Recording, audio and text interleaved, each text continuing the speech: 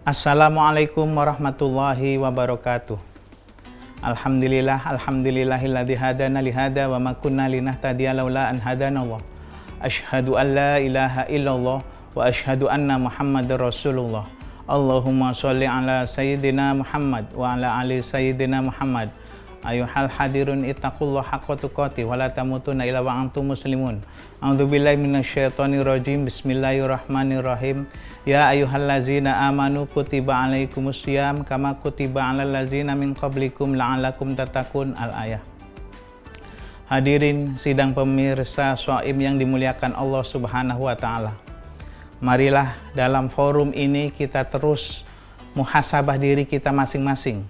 Karena pada hari ini kita sudah memasuki bulan Ramadan, bulan yang di dalamnya memiliki keagungan dan keutamaan yang sangat luar biasa. Karena itu maka kita harus terus melatih diri kita, mempersiapkan jasmani kita, rohani kita, fisik kita, mental kita untuk terus mendekatkan diri kepada Allah Subhanahu wa taala. Pada tema hari ini adalah tentang i'tikaf 10 hari terakhir. Kenapa? Pertanyaannya, kita harus i'tikaf di 10 hari terakhir. Dari hadis yang diriwayatkan oleh Aisyah radhiyallahu an menyebutkan bahwa Rasulullah pada 10 hari terakhir lebih mengikat pinggang, lebih memperdalam dan lebih menguatkan diri untuk meningkatkan ibadah, mendekatkan diri kepada Allah Subhanahu wa taala. Lalu apa sih keistimewaan bulan 10 pada i'tikaf di masjid itu? Yang pertama bahwa masjid itu adalah lambang tempat kita untuk melaksanakan ibadah kepada Allah Subhanahu wa taala. Kita tahu persis bahwa peristiwa Isra Mi'raj, subhanalladzi asra bi 'abdihi lailan minal masjidil haram ilal masjidil aqsa. Jadi masjid itu menjadi simbol utama dari perjuangan umat Islam, yaitu dari Masjidil Haram ke Masjidil Aqsa. Ini menunjukkan bahwa tema perjuangan umat Islam itu melalui masjid. Masjid di situ bisa dijadikan tempat untuk beribadah kepada Allah, untuk berdiskusi tentang muamalah, untuk berdiskusi tentang kekeluargaan, dan yang penting lagi adalah bisa beriktikaf kepada Allah Subhanahu wa taala. Kenapa pada malam itu kita disunahkan atau dianjurkan sekali untuk beriktikaf pada 10 hari terakhir? Karena sebagian besar ulama menyebutkan kalau kamu ingin mencari dan menemukan bulan Ramadan, maka carilah pada 10 hari terakhir di bulan Ramadan, atau 7 hari di bulan Ramadan, atau 5 hari di bulan Ramadan, dan seterusnya. Ini menunjukkan dari hadis riwayat Bukhari Muslim ini menunjukkan bahwa 10 hari terakhir ini adalah memiliki keistimewaan dan keluarbiasaan. Pertama, di situ ditemukan ada kemuliaan dan keagungan Ramadan. Bahwa Ramadan adalah diturunkannya Al-Quran. Syahrul Ramadan alladzi unzila fihil Quran. Bahwa bulan Ramadan itu diturunkannya Al-Quran. Bahwa setiap kali kemuliaan itu pasti didampingi Al-Quran. Misalnya orang yang termulia itu Nabi Muhammad, maka Nabi Muhammad itu mukjizatnya adalah Al-Quran. Hari yang pada waktu itu diturunkan Al-Quran adalah hari bulan Ramadan, tanggal 17 Ramadan. Dan malaikat yang menyampaikan dan yang menerimanya adalah malaikat Jibril. Dan malaikat itu adalah juga penghulu dari seluruh malaikat. Harinya mulia, orang yang menerimanya mulia, kemudian bulannya juga mulia. Seluruhnya diberkahi oleh Allah Subhanahu wa taala. Karena itu pada hari itu diturunkannya Al-Quran yang sebagian besar umat Islam itu wajib paham, wajib mengerti. Jadi pertama, kemuliaan adanya diturunkannya Al-Quran. Yang kedua, bahwa pada hari itu adalah diampuninya dosa-dosa orang yang telah melakukan perbuatan dosa sebelum-sebelumnya. Kita tahu persis bahwa manusia itu memiliki kecenderungan untuk berbuat negatif.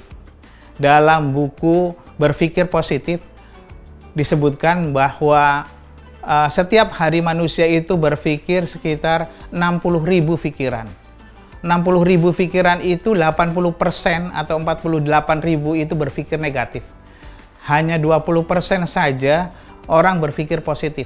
Ini menunjukkan bahwa manusia memiliki peluang untuk stres lebih besar.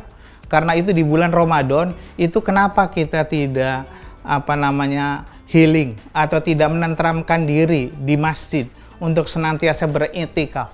Kenapa? Karena beriktikaf di situ berarti mendekatkan diri kepada Allah.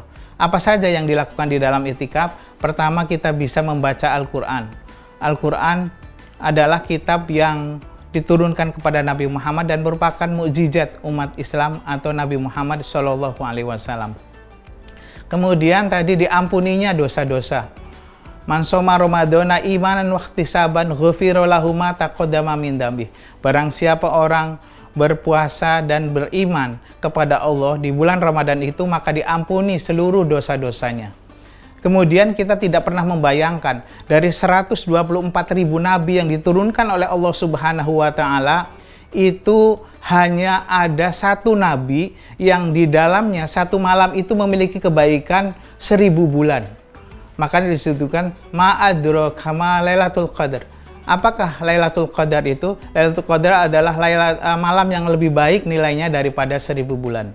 Karena itu maka alangkah indahnya, alangkah mulianya kalau kita mempercantik kehidupan kita, memberikan warna dalam hidup ini dengan cara rajin membaca Al-Quran. Yang berikutnya adalah dengan cara berzikir kepada Allah. Alladzina yadhkurunallaha qiyaman wa qu'udan wa 'ala junubihim wa yatafakkaruna fi khalqis samawati wal ard.